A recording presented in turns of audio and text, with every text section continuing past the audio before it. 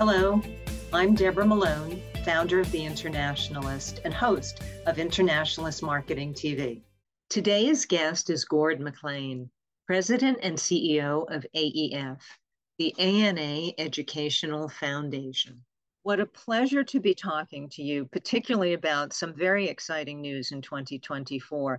So welcome to the show. Hi, Deb. It's always a pleasure to talk with you and the Internationalists. So I'm looking forward to our conversation. Good. Well, that's a wonderful thing to hear. That you had some very interesting news coming up in 2024. So I know that you and the AEF are tackling quite a momentous topic with a special conference in February about the future of marketing leadership.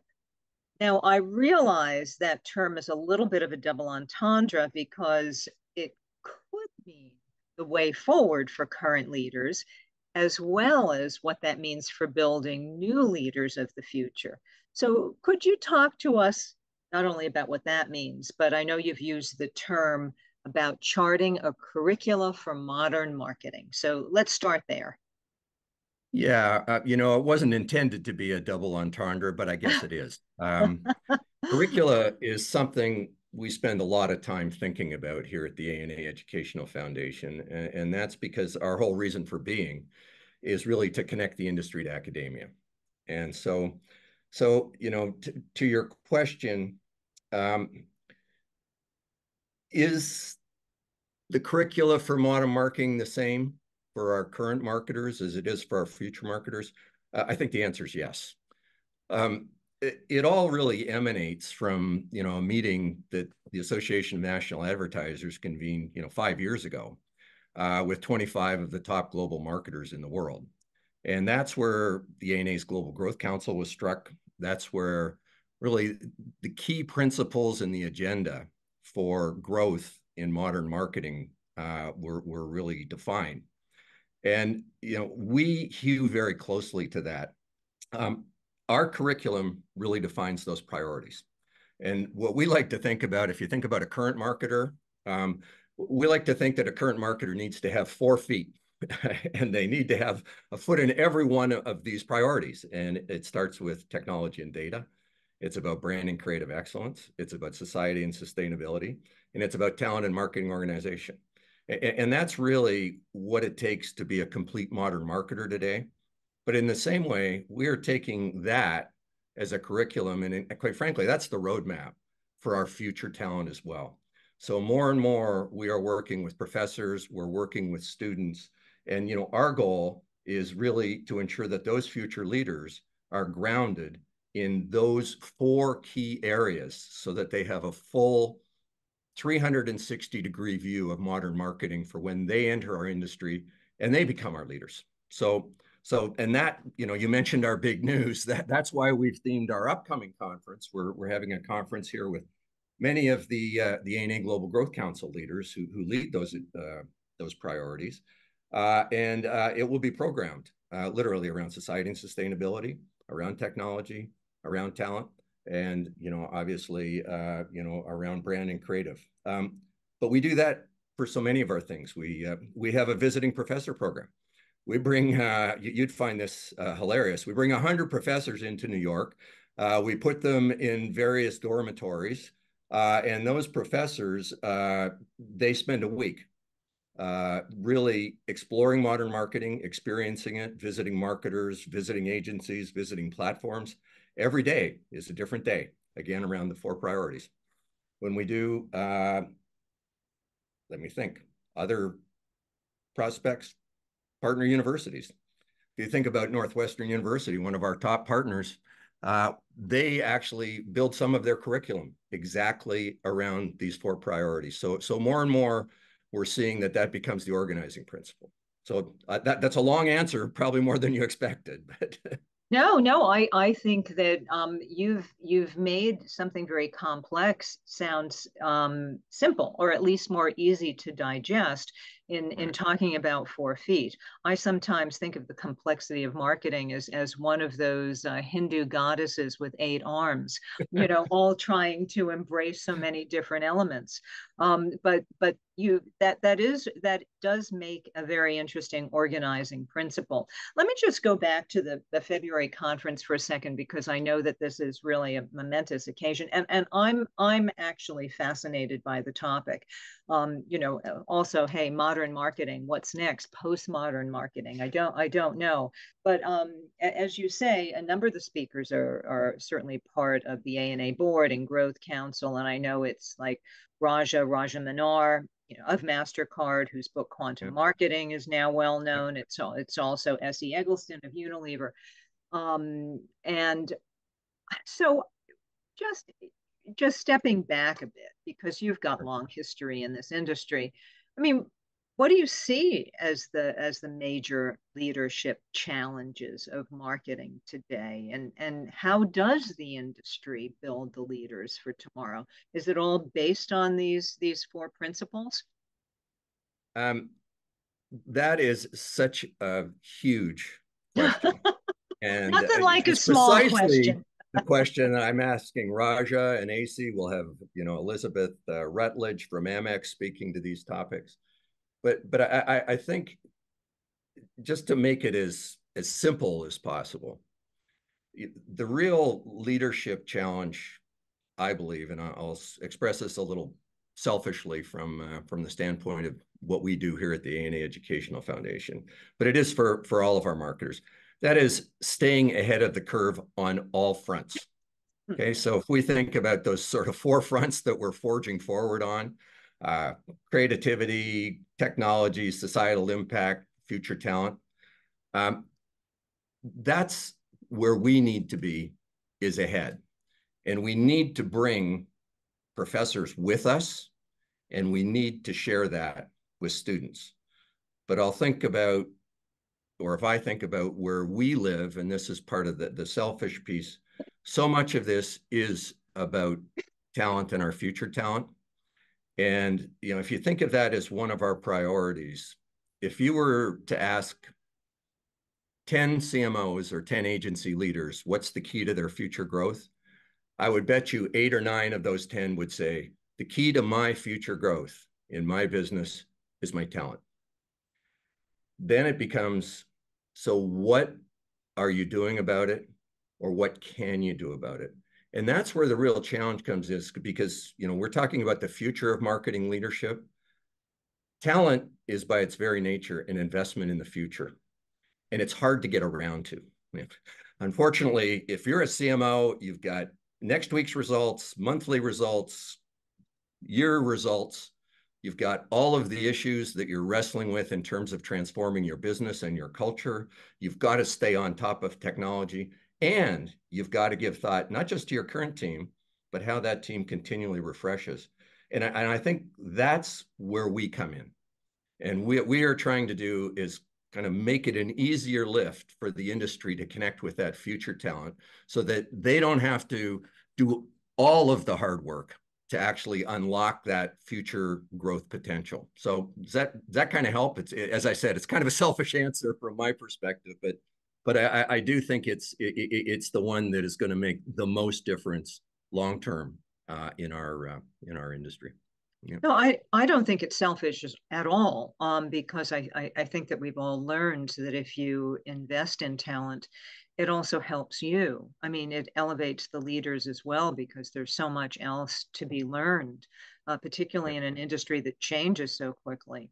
Deb, if I could just add there, from that perspective, and it's not just about the talent oftentimes, it's about the partnership that you can have with academics and with universities. I'll quote actually Raja, who's going to be speaking at our conference. And, he frequently says, that really the single biggest community that's going to change the future of marketing and advertising is academia.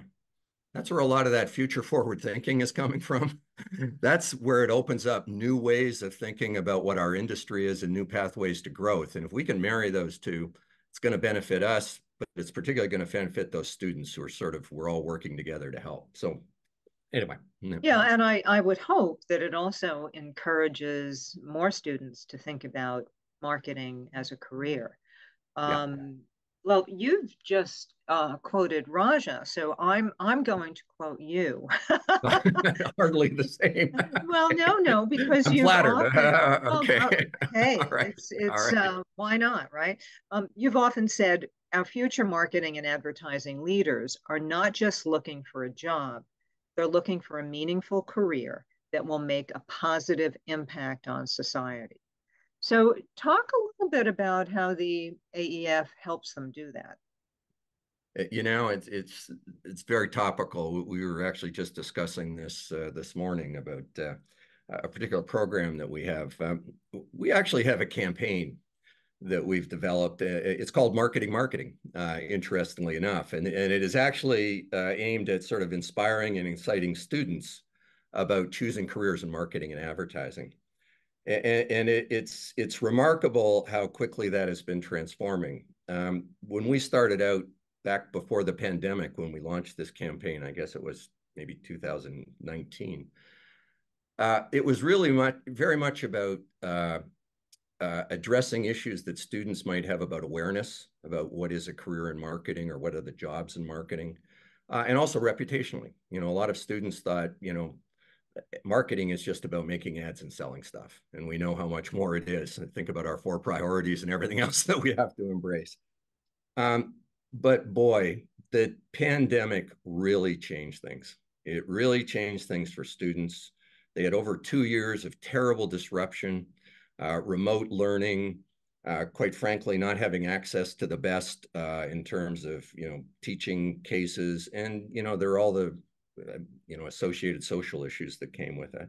We did a lot of research coming out of that. And what we really found was, with Gen Z now and those who are looking at careers, they are not looking for a job. They want a career. They want stability. They want a path forward. And they want to know that it actually makes a difference in society in some way, shape, or form. It's a very different equation now. And so, when you say, what are we doing? Well, to show that, that marketing can be a meaningful career. Well, what can have more impact on society and culture than marketing? I mean, take the Super Bowl coming up, for example. I mean, probably one of the biggest events on the planet. So much opportunity, so many platforms to put things forward in terms of affecting what's happening. We talk about marketing as being, what is it? It's the confluence now with culture. So I think what we are looking to do is really focus on that, demonstrate how marketing can have a very positive impact on society and can help us to harness culture in the best ways, objectively, obviously, but then also we work very closely and we've been charting career paths for students. So it's not just about how do you get a job when you get out of school. It's like, how does that first job translate to a second job, translate to a third job, translate to a career in our industry? So that's our focus, and it has changed a great deal. It's about demonstrating that marketing is a meaningful and fulfilling career. Yeah. Well, I think you raise an interesting point, particularly when you talk about how COVID, transformed a lot of student attitudes. Yeah. I think they also transformed a lot of attitudes about marketers and CMOs in particular, because I think that during those dark days, a lot of CEOs just saw how much they could rely on their CMOs to very quickly respond to issues, come up with something that was purposeful, meaningful, and something that could indeed make a difference. And now I think as we go forward, and I know that Gen Z is concerned about planet issues and sustainability, I also think it's probably the marketers, again, with other people probably on the C-suite, who are going to have to figure out not only new business models that are sustainable, but maybe even how to change behavior and consumer behavior toward consumption, which is something quite interesting. But anyway, enough of me going on. No. Let's. I just want to. You do so many interesting programs, and you alluded to something early on, and I know you have the AEF's Next Gen Talent Program, which I may be wrong, but are there 250 marketers mentoring students? That's extraordinary. Can you talk about Uh, that? Deb, it's 250 because that's all that we can manage. Ah, If we had the resources to do 500, we could have 500. It has been so rewarding to see the industry, well, I'll say step up, but that's not the right word because really the industry wants to be involved. They want to connect with students. They want to have a role. Out of those 250, I'll tell you what's remarkable is we've got 50 practitioners who are actually mentoring HBCU students. And you know, those things are so important in terms of preparation, but we find there's really two things that are really important in terms of there are many, many things that are important, but two of the most important. One is internships. You know, that's what future employers look at. We have a MAID internship program. MAID stands for Marketing and Advertising Education Internship Program. We'll place somewhere around 100 interns this year, all professor recommended. Interestingly enough, it's a virtually blind program. Probably 60% of those interns are actually are diverse or come from first generation families. The outgrowth of that is many of the applicants to that program, they then get a mentor. And that's where we started this, was having every intern got a mentor. And then we just found we had so many interns. And then we had so many more mentors. And then we have so many more mentors than we do interns. So now, so we're at 250.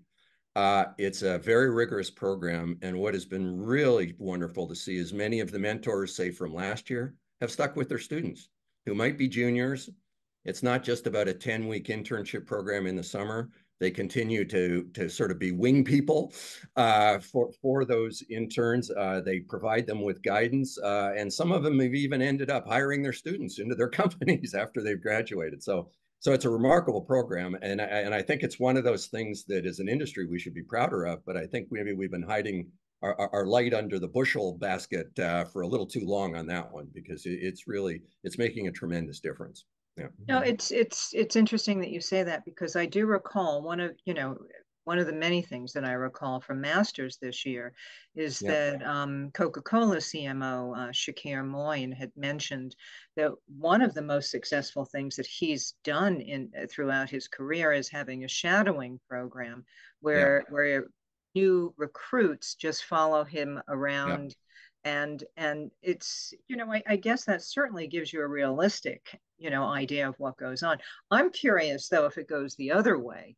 If there's also a reverse mentoring where a lot of senior marketers could learn a lot more about social media, for example, from some of the students. You're actually spot on. First of all, like I say, Coca-Cola does an amazing job, across the board. But if you think about it, one of the things we're looking to do is often it's to try to scale our programs. And oftentimes those shadowing opportunities, you need to be a pretty serious senior marketer. But what we've actually found with our mentoring programs is students genuinely really value being matched with a senior marketer. But just as often, they would like to be matched with a marketer or someone from an agency who might be 5 to 10 years out, because what they really want to do is see where they could be in 5 to 10 years. And that's opened all sorts of opportunities in terms of mentorship. So it's not just about individuals like me, quite frankly, don't have a whole lot to bring to many of these students or might intimidate them in some ways. Sometimes it's somebody who's very close to them. And, a Gen Z matched with a millennial is oftentimes a better fit, and so that's why I say we'd love to have 500 or 1,000. We just have to get the resources to expand our programs, because the students just find this one of the most valuable things we do, probably next to the internship program. Yeah. No, I think it makes a lot of sense, and often in those teams with younger people, there's a need for an extra pair of hands, and you have so Yeah. much more. You're not observing; you're actually doing. Yes, which I think is good. And there is a feeling of being a part of a team. And God knows we know how yeah. important teamwork has to be, whether it's remote or it's within the workplace or whatever it is. I mean, it's extraordinary. Actually, to be honest, that in this internship program that we have, we kind of had three criteria that we think about that we found, our employers are looking for from future talent. And, the first one is curiosity. That's not being taught. You have to have it. Critical thinking, but maybe the most important thing is actually EQ, that emotional quotient, that sense that you can come in, adapt to the culture, and become one of them. And then a lot of the rest is table stakes. What you're learning in school, your familiarity with, the most recent tools, you know, obviously data and technology familiarity, but the EQ is quite frankly more and more important all the time. Yeah. Mm-hmm. No, it's interesting. That's not that different from some of the qualifications of being Yeah. part of a startup Yeah. as well. So, Yeah. so there's a lot of, I think, overlap between marketing innovation and startup thinking Yeah. and everything else. You have another program that I think has been a cornerstone of AEF that I'm not sure if it's an outgrowth or it's a Yeah. complement to, but isn't it your campus speakers program? Yeah. Could you tell us about that, or is that something You quite know, this separate is from this? Yeah. this is probably not as well known as it should be, but it is a cornerstone program for the AF. It was actually one of the first programs that was started. The AEF has been around for over 40 years, and again, a number of industry visionaries who said, we need to connect and we need to get into classrooms and we need to talk to students. And so, yeah, this year we'll send somewhere between 250 and 300 practitioners into classrooms, talking about the widest range of subjects. It can be about sustainability. It could be about technology. It could be about global marketing. It can be about, insights and strategy, you name it. And it is probably the easiest way for a marketer or someone from an agency to actually connect with those students and connect with a professor. The students absolutely love it. They are hungry for having that kind of, I won't call it real world experience, but let's call it experience come into their classroom. And what we find is the speakers find it so gratifying because it's a real opportunity for them to actually connect and find out what's on the minds of, 19, 20, 21-year-olds who are going to be, shaping the future, not just of our industry, but, of our planet. So, yeah. Yeah, Mm-hmm. no, I think it's wonderful. Well, you'll have to let us know more about, who gets to apply and so on and so forth. I can think We'll of a take couple just of about topics. anybody. So All right, we'll believe keep me, that in some mind. of the requests are so niche. I think we just had someone wanting to talk about how you market technology in South Asia versus how you would market technology in Europe. Now we got to go find somebody who can do that. So fine. So anyway, we're always out there looking for experts Hey, in I bet you've got people, on the chip teams and the chip marketing teams and the HP teams that probably can tell you that pretty quickly. we But got a big speaker Rolodex, but we yeah, I always want bet. to be bigger. I Yeah, bet. I yeah, bet. yeah. Yeah, no, that sounds like a great one. You also mentioned something in passing very quickly before. You were alluding to the historically Black colleges that you've done some programs with. Tell me a little bit more about that. Yeah, I personally believe this is one of the most important things that we're doing as the foundation, and that it starts with maybe a bigger problem that we have as an industry oftentimes when we're connecting with academia and with colleges and universities, and that's sometimes that we don't connect to the degree that we need to. And one of the things that we found with historically Black colleges, for example, which is an incredible source of future talent for us, is we don't show up. We do not show up on these campuses. Engineering firms show up, accounting firms show up, consultants show up.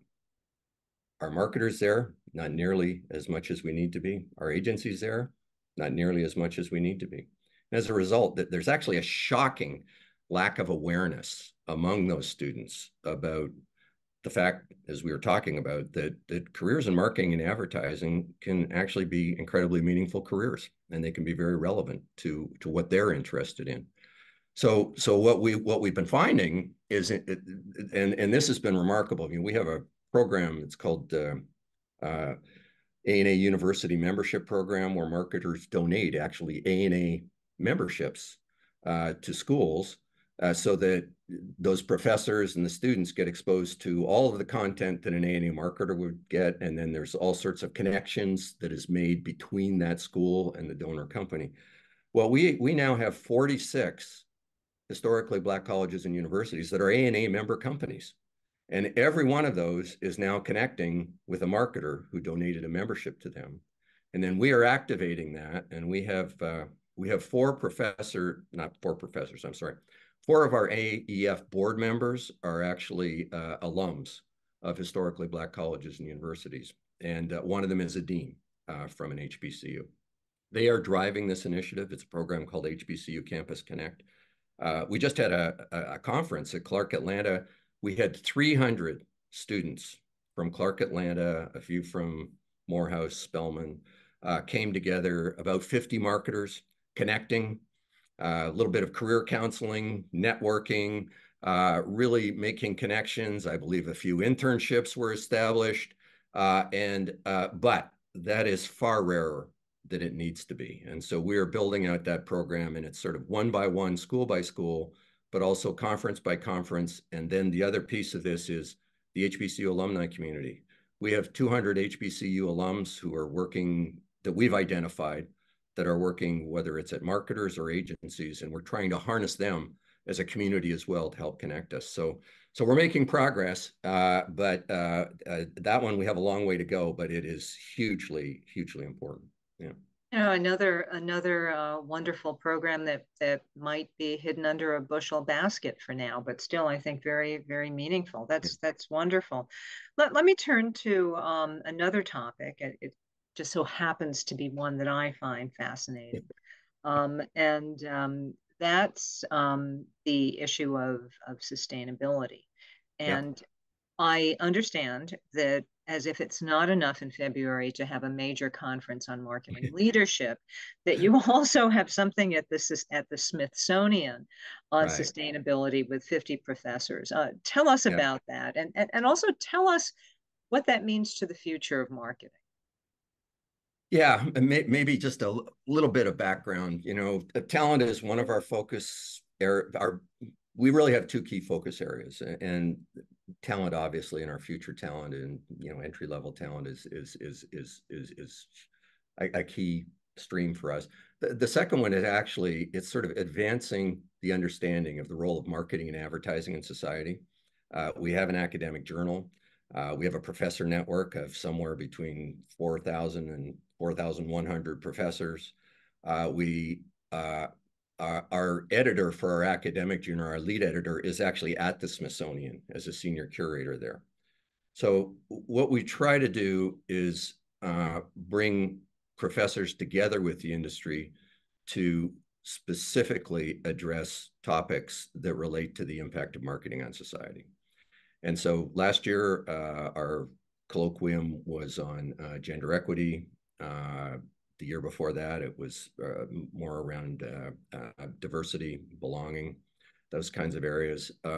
This year, we focused it on sustainability. It is an academic conference. It's a colloquium. It's meant for professors with the participation of industry. So industry comes in, they're on panels. It's wonderful to hear what professors really think of us. Sometimes it's not as highly as we would like. These are actually intended to be open discussions. They're discussions about all of the issues. There's greenwashing on one side, and then there's all the wonderful impacts that are happening and what's being done by the industry to address those kinds of things as well on the other. So very important, but again, the other thing that's so important, and I think this will be true, we have 50 professors there and a number of other practitioners. The other piece of this, though, is this as a subject matter is so important. What we have found is if we want to position careers in marketing and advertising as meaningful, one of the very top subjects that students want, or Gen Z wants, as we all know, it starts with society and sustainability. What are we doing, on the societal piece, on the sustainable piece environmentally, and how are we either contributing or advancing that? So that's why this is important. And then we'll take all the findings from this, we'll publish them in our journal, we circulate them, and then it becomes the source of a future conversation. So again, but again, focused on sort of our priorities. We're still relative to our famous curriculum for modern marketing, but which we love to see embraced by so many professors. Yeah. No, congratulations on that. That sounds absolutely wonderful. You also mentioned that the year prior you were focused more on gender equity. Yeah. It brings me now to something that you're doing, and I believe it's a gender equity certificate. Is that Correct. right? Is Yeah. that for university students? Talk about that. Yeah, it is for students. Actually, this is very topical because it's literally it's just gone live. Okay, so we are launching this. This has been almost a year in the making, or maybe even slightly more. In this, I'm sure, Deb, you're familiar with See Her, which is, Of course, the yeah. ANA's basically really, really impressive group here who are advancing, accurate and fair portrayals of gender and everything that's happening, and measuring it to boot to make sure that we live up to it. So we, together with them, are sort of taking this, and so imagine this: we have 10 of the leading academics who focus on gender equity in America. Actually, one's from Canada, and they have come together, created 8 modules for students that involve the industry. So they are involving individuals like AC Eggleston Bracey from Unilever, or Mark Pritchard at P&G, all contributing to how do we create a certificate program that will in fact equip students to become champions of gender equity upon their graduation. So that when they come into the industry, our goal is to really equip them to be champions from the outset of their careers. And it has been a long time coming, but we're looking to have, as I say, it's just gone live. It's an 8-hour program. It's developed by marketing professors, advertising communication professors, and some gender equity professors, plus the industry together. So we think this is going to be important, and then teachers, professors can actually peel it off, use it in the classroom if they want. It's what is it? I'm sorry, this is very topical because we just went live, but it starts with historical representations of gender. It speaks to measuring gender representation, societal impacts, inspiring social change, ethical decision-making, intersectionality, and it finishes with what we call a career survival guide, so that when students actually do enter that new cold world of marketing and advertising, they're fully equipped to be our champions. So anyway, we're very excited about that. So thanks for asking. Well, congratulations. I don't know how you do it all. You talk about scale, and you talk about I know just from knowing the ANA that you have a small team, and what you seem to be able to achieve is just remarkable. Deb, we do it almost entirely through the support of the industry. And I have to say our professor partners are amazing, because again, there is so much desire and so little opportunity for professors to connect with the industry. And we are transforming at such an incredible pace that it is impossible for them to keep up. So they need us.